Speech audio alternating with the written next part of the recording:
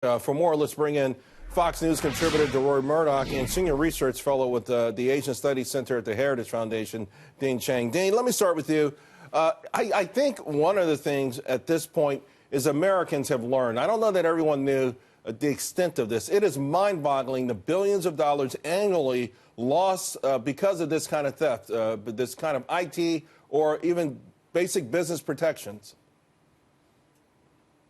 So I think one of the big problems here has been that while some people are more aware, how often do they change their passwords? How up to date are their IT security measures? Have they put up firewalls? Do they regularly update that firewall data?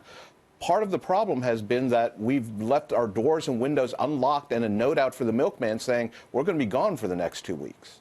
Well, you know, Deroy, some people would say we were gone for 2 decades. Yeah, that's right. And you know, that's why what struck me with William Lajeunesse pieces, where they said the International Trade Commission ruled in favor of the United States, but many said it doesn't matter.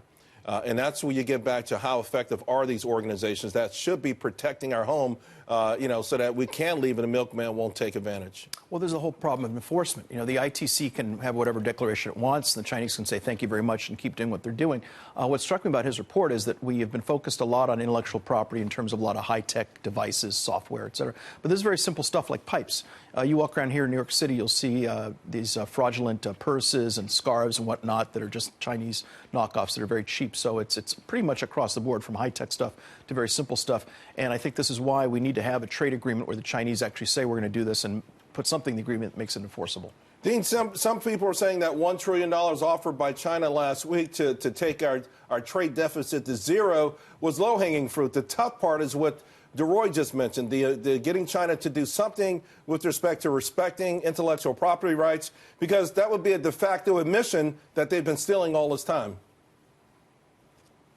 Well, part of the problem with getting the Chinese to respect intellectual property rights is that they have themselves a program to try and catch up and surpass much of the rest of the world. Some of your listeners may have heard of the Made in China 2025 program.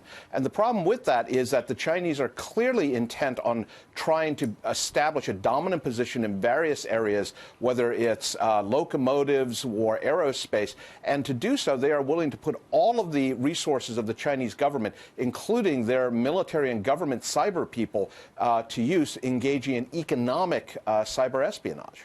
Deroy, if we do get that, critics are saying there's no way that we can verify it. I mean, what should the verification system be that we can go in and make sure, okay, they are actually adhering to what ultimately might be a part of the promise or part of the compromise?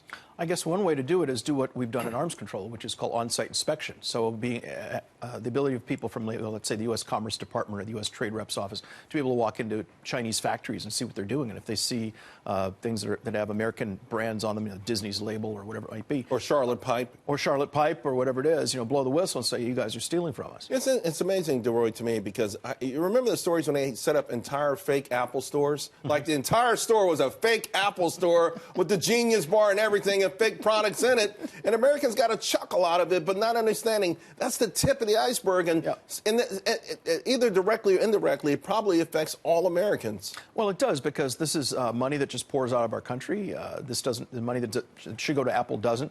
I think also another approach to this, I don't know how you inculcate it, but finding some way to reward Chinese inventors. You know, is there a Chinese Steve Jobs? Is there a Chinese Thomas Edison? There should be Chinese people inventing things that will be amazing, impressive, and we'll say, hey, we want to buy that. From what I understand, there are, and they are getting some internal pressures, because if you want to achieve Made in China 2025, maybe you could do it with your own domestic brain power, know-how, and rolling your sleeves up. But those people want to be rewarded, too. They don't want their stuff stolen. Deroy, Dean, thank you both very much. Really appreciate it.